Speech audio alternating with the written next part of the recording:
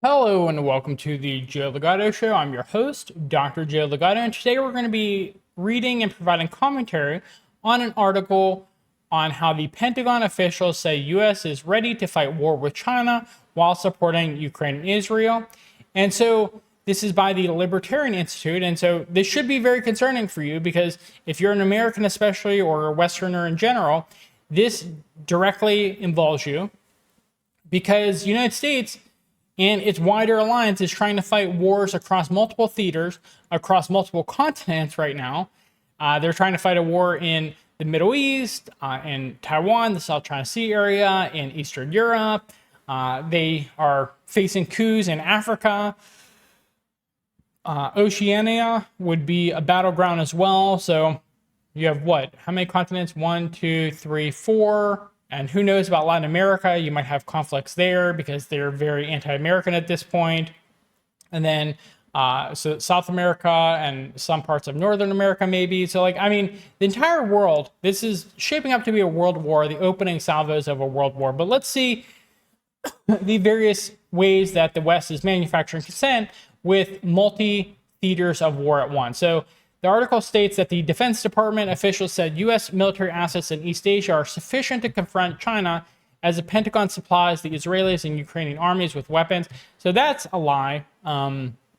If I remember correctly, it's something like the vast majority of shipbuilding capacity in the world is in China, and United States shipbuilding capacity is like 2-3% of the shipbuilding capacity of the world. So China far exceeds what the United States is capable of when it comes to naval assets. And it's definitely not the case that military assets in East Asia is sufficient to defeat China. They'd have to bring a lot more forces to bear, which is why you're seeing all kinds of wacky things going on with U.S. military recruitment, which I'll talk about in another video.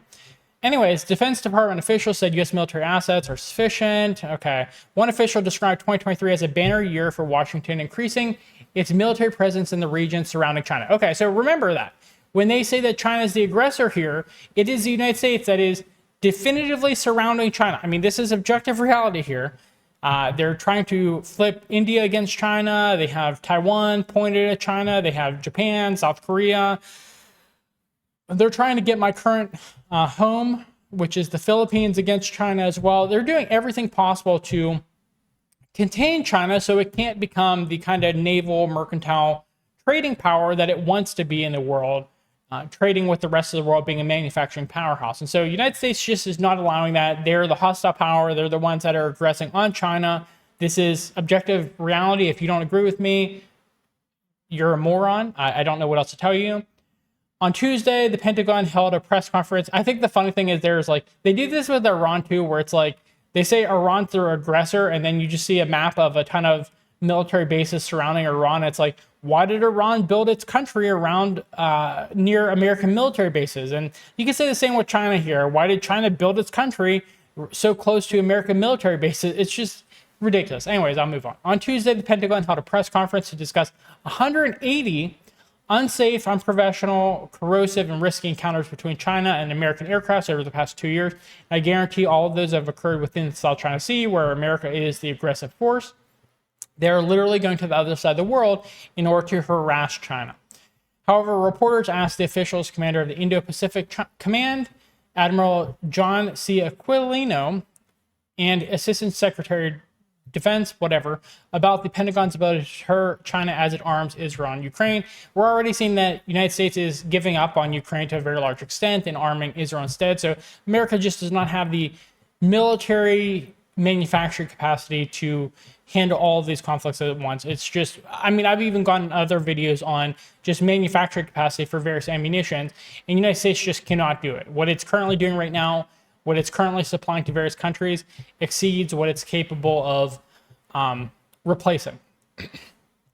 Okay, so Aquilino had not seen any reduction in military assets available in the region, and the U.S. was ready to win a war with China. What I'll tell you is I haven't had one piece of equipment or force structure depart. The U.S. is a global power, and that means we can deliver effects and execute our deterrence responsibilities across the globe, but I don't think any other nation can do that at this time, but the U.S. can. Okay, so this is a moron. He clearly does not understand that places like China or Russia do not need to win across the entire globe. They just need to win in their own theater of war in order to defeat the United States.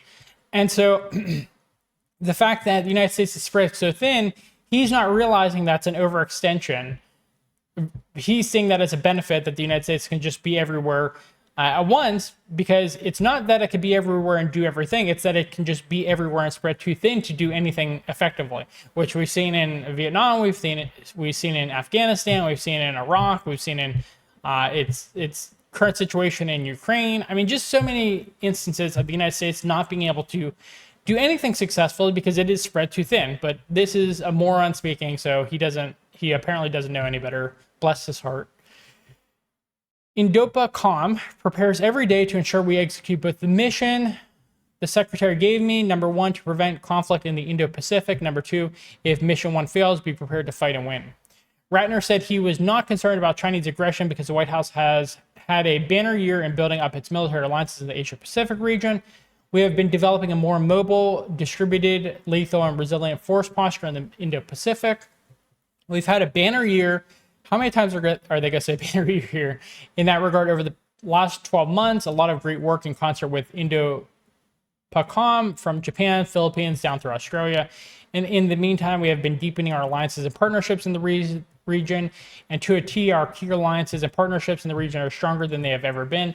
So United States, because the United States is a synonym for the trans and furry community, has been having trouble with recruitment. So good luck supporting these supposed allies when it comes time for war, because even if you try to draft people, they're not going to join your trans and furry military. I'm sorry, United States. It's just sucks to suck. When asked a question about the 180 intercepts labeled as unsafe, unprofessional, corrosive, and risky, the defense official said that information was classified. Okay, so it was really a matter of the United States being aggressive in the South China Sea, on the other side of the world where it does not need to be at all, and they just blame it on China. So we don't think it's in our interest and in our national interest to get into very specific details about the nature of all of these incidences, because of how our other countries may use that information. Encounters between the Chinese and American militaries have increased in recent years as Washington has increased the number of military operations it conducts in the South China Sea and Taiwan Straits. Beijing considered those regions its part of its territory. Okay, so just read this again for a second. Encounters between Chinese and American militaries have increased in recent years as Washington has increased the number of military operations it conducts in the South China Sea and Taiwan Straits. Okay. America has no place. It's on the other side of the world. So when they're talking about aggression, there's aggression occurring because the United States is in the South China Sea and Taiwan Straits, where it does not need to be. I mean, you can have trade vessels there, sure, but you do not need to be sending military assets there. And for Americans who are propagandized and brainwashed, just imagine that China had ships off the coast of New York City or off the coast of California or off the coast of Texas. I mean, just, it's ridiculous to consider what America is doing to be anything other than the provocation. America is very clearly the aggressor here. If you have two brain cells to rub together, you would see that. But I do not have that high of hopes for the most propagandized nation of the world, which is America. So if you are one of the few Americans who are understanding of the situation, understanding of what I just said, please leave me a comment in the comment box below with any questions, concerns, critiques, anything. Just show me that you're seen, unlike the vast majority of Americans who consider China to be the aggressor. If you found this video to be informative, please give us a thumbs up. It helps us in the algorithm. Please subscribe to our channel on both YouTube and Rumble for more content. We always appreciate it. We want to show you all of our videos. We have a lot of interesting things we're putting out there. One long-form video per day. Thank you for watching, and I hope you have a good rest of your day. Bye.